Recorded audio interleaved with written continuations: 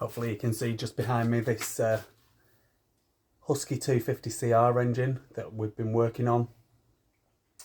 It had a bad air leak and this, that and the other. It's covered in previous videos. I'm just about to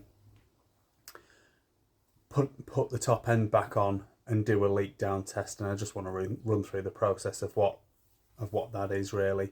So first of all, there's new gaskets. I've put new crank seals and stuff like that in, and new gaskets. So the base gasket had kind of fallen apart really when I took it off. So there's new base gasket. There's no head gasket on these Huskies. There's a previous video which covers the lapping of the head onto the barrel using what is effectively valve grinding paste, and it's that creates the seal, so you don't have a head gasket. So I'm just going to run through that process, and while I'm doing that, I just want to run through the cylinder. You probably can't see very well, but I'm just going to, there's a couple of marks in there. I'm just going to run a glaze buster down it, so not a full hone. I'm just going to glaze bust it. It'll take out those couple of marks, which we don't want there. The piston is not very old and has only been used a few times since it was brand new, so that's absolutely bang on. Again, there's a previous video showing me looking at the burn pattern on top of the piston and discussing the jetting and stuff like that. So yeah, so I'm going to use a glaze buster on the end of my drill.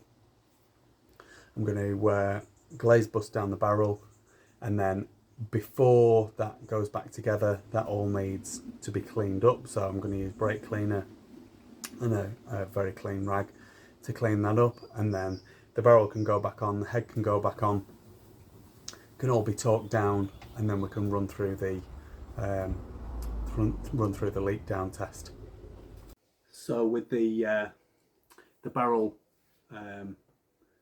having gone through with a glaze buster and it's all looking nice, and then been cleaned out with the brake cleaner and a nice clean rag, I've put the base gasket on, and I'm just going to lube the piston up with a bit of 2-stroke oil. It just means that it's going to go in, bit of lubrication. Okay, it's going to be a bit oily to start with on first startup, but I'd rather have that than direct metal to metal contact, just to keep it all nice and as good as possible. Then I'll put the barrel back on and the head, and then we can do the leak down test.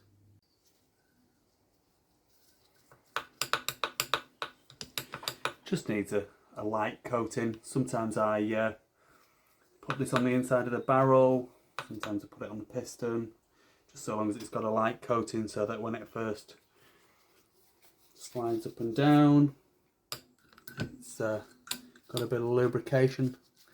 Whether you can see that or not, I'm not sure, but a bit of lubrication, like I say, it just helps to protect those components from any additional wear.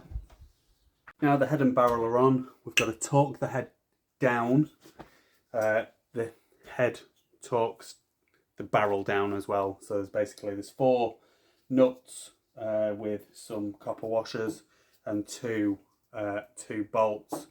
The 4 nuts torqued down to 24 foot-pounds, and the 2 bolts are torqued down to 18 foot-pounds. So I'll just do that now, and then once we've done that, we can run the leak down test. Okay, so the head's all torqued down now, and we're on ready to do the leak down test. So the leak down test basically guarantees that there are no air leaks in the combustion, in the intake, crankcase and combustion part of the engine. So if you know how a 2-stroke engine works, basically fuel and air is drawn into the bottom of the crankcase, and then when the piston comes down, it's forced up through the transfer ports up into the top, into the combustion area, and then once it's exploded, it's forced out of the exhaust port. And basically, so where the crank is, So ignore the gearbox where the crank is. That's all got to be sealed. And this whole section basically has got to be sealed. It's got to be airtight. So normally, obviously, you've got an exhaust on, so that's not an airtight seal, and we've got a carb on here, and that's not an airtight seal. So that draws your fuel and air in, and then the exhaust gases are expelled through the exhaust. So the leak down test makes sure that all of that section is airtight. So I've got a Motion Pro kit, which I've made a slight modification to because I just found it a bit unreliable. So basically it comprises of an exhaust bung, so that provides a seal on the exhaust port, and then there's nothing complicated about that really. And then there's this component here which is a bung that fits into the inlet manifold. And then we've got this kit. So this monitors the pressure, and then normally have it's a little hand pump on here, which puts pressure into. I have altered this, and I have put basically a Schrader valve on, and I use a bicycle pump to put the pressure in. I just find it's a lot better, a lot more reliable. So that's what I'm going to do. So I've been doing the leak down test and been losing pressure, and so I could hear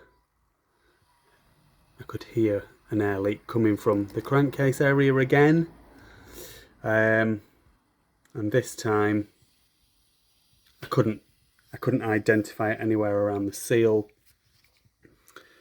but it's actually coming out of the crankcase itself. So either we'll have to get the crankcase fixed, or we'll have to look at maybe trying to find another case. It's disappointing. It means it can't go back together and can't go back in the bike yet, unfortunately.